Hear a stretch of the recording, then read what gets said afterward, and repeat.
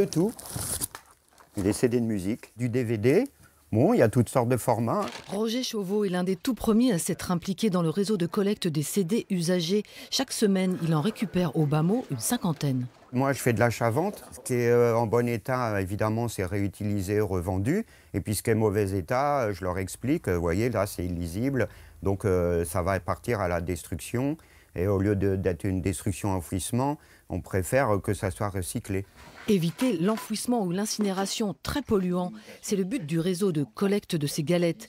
Et ils sont 12, comme ce magasin de vente de jeux vidéo, à participer à l'opération à Orléans. On les mettait à la poubelle et maintenant avec le système on peut les recycler via l'association de Boris.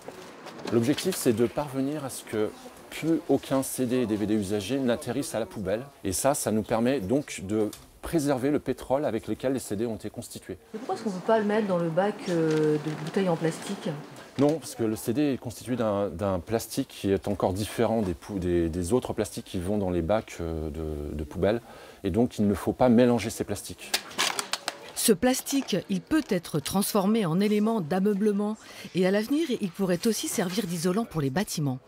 C'est vraiment aussi de poser un regard différent sur un support qui est emblématique de notre époque et lui permettre d'avoir une seconde vie honorable et qui honore aussi les générations futures. Donc on leur rend service et on évite surtout à ce que ça leur retombe sur les bras. Oui, car malgré la tendance à une consommation de biens dématérialisés, 150 millions de CD-DVD sont encore vendus en France chaque année.